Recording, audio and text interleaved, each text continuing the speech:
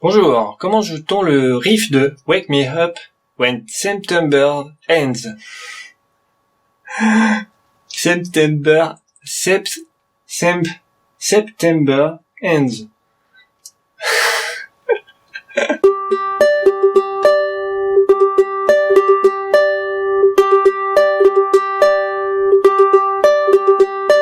Alors pour le short, j'ai joué que la première mesure en boucle, mais d'ailleurs c'est ça le riff parce qu'on le retrouve à plusieurs moments dans la chanson. Mais là, il y en a, ils vont rester sur leur fin, donc je vais montrer un peu plus. L'empreinte, ce qui est intéressant quand on ne joue pas que le début, c'est de la jouer avec deuxième doigt à 3 sur la deuxième corde et puis le petit doigt à 5 sur la première corde. Pourquoi? Parce qu'après avoir joué notre première empreinte, on va écarter, on va mettre un 2 ici. Et pour faire cette empreinte, c'est mieux d'avoir un 1. Et ça paraît logique d'avoir mis un 2 ici. Après, il y en a, ils peuvent aussi mettre un premier doigt ici. En tout cas, vous mettez un petit doigt à 5 sur la première corde. Et l'arpège, on le fait deuxième, quatrième, première, deuxième, quatrième, première corde. Et on s'arrête seulement sur la dernière corde. Toutes les notes sont égales. Elles ont la même longueur, sauf la dernière sur laquelle on s'arrête. Et quand on tourne en boucle, on fait 1, 2, 3, 4 et 1 et 2 et 3 et 4 et 1, 2, 3, 4, 1, 2, 3, 4. J'ai compté les temps. Ça, c'était ma première empreinte. Deuxième empreinte, donc je mets un premier doigt à 2 sur la deuxième corde. Et je retrouve le même arpège. Troisième empreinte, je retire mon premier doigt et je maintiens mon 5. Et c'est à nouveau le même arpège. Et après, je mets mon 2 sur la troisième corde, deuxième case. Et là, ce qui change, c'est que quand j'arpège, mon index qui attaquait la deuxième corde, il place troisième corde. C'est vrai que je l'ai pas dit, quand j'arpège, j'ai un doigt, une corde. C'est index, pouce majeur, index, pouce majeur. On a joué les 4 premiers accords, on peut les renchaîner avant de passer à la suite. Je mets mon premier doigt à 2. Je retire mon premier doigt. Et je mets mon premier doigt à 2 sur la troisième corde. Et mon index, il passe troisième corde. Mon petit doigt, il glisse à 7. Et là, j'arpège les 2 cordes à vide et le 7. Sur le C, c'est là, on a la même arpège, c'est sur les mêmes cordes que la mesure précédente. Mon petit doigt qui était à 7, il glisse à 6. Et il reglisse à 5. Et je repose l'empreinte initiale avec le deuxième doigt à 3 ici.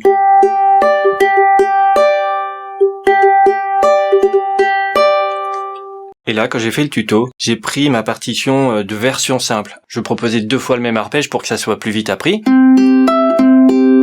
Mais, si on veut être plus fidèle à l'original et c'est pas beaucoup plus compliqué, en fait, on peut faire ça. Ok? Donc, en vrai, on pourrait faire troisième, quatrième, première corde et après revenir. Quatrième, troisième, première corde. Ceci sur l'accord de C et sur l'accord de CM. Et on revient sur l'arpège tel que c'est écrit à partir du G5. Ok? Et je peux tourner une deuxième fois pour chanter le deuxième couplet par exemple.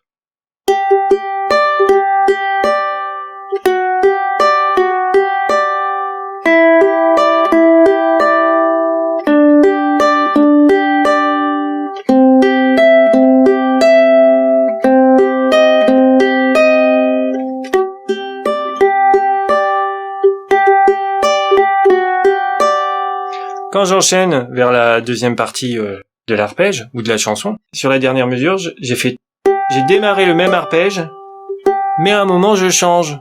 Donc mes 4 premières croches, c'est pareil. Mais ma 5e croche, je passe à 2. Donc ça c'est le passage où ça commence à changer et où c'est plus difficile. Et après j'enchaîne à la suite de la chanson. On a l'empreinte de EM. Vous connaissez, premier, deuxième, troisième doigt sur première, deuxième, troisième case. Et l'arpège, il change là. Je fais troisième, deuxième, première, deuxième, troisième corde. Mais par contre, c'est le même rythme. 1, 2, 3, 4, 5, 6. 1, 2, 3, 4, 5, 6. Il y a toujours 6 notes et la 6e est la plus longue. Donc j'ai fait mon EM comme ça. Donc quand je vais aller vers le G, je vais maintenir mon deuxième doigt, mon premier doigt à 2, pardon. Et je vais mettre mon deuxième doigt dessus, mon troisième doigt ici. Et il va pas avoir coupure de son comme ça.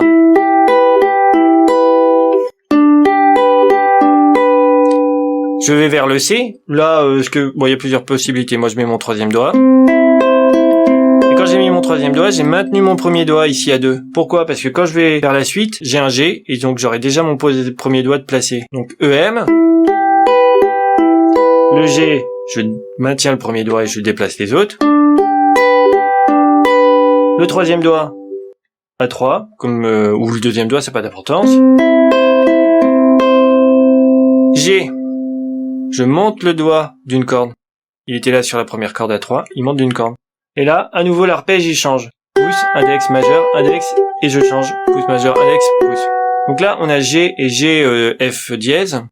On voit l'arpège. Pouce, index, majeur, index, pouce, majeur, index, pouce. Et le G sur F dièse, je le fais en demi-barré, parce que c'est le plus simple quand on vient de là. On fait ça, et ça va très vite. Portée suivante, on retrouve le EM. On retrouve le G pareil. On retrouve le C pareil. Et on termine en jouant un D. Le D, je fais un barré à 3, sur 3 cordes et le petit doigt à 5. S'il y en a, vous me voyez faire ça, mais en vrai, même si sur le diagramme il y a écrit que 3 cordes, on peut faire 4 cordes. On joue pas la 4e corde et puis faut chercher où on aime bien placer le barré pour que ça sonne le mieux. Là, par exemple, moi là, ouais, c'était limite, hein. Voilà, donc moi je suis plus à l'aise comme ça, mais cherchez comment ça vous convient pour que le barré vous forciez pas.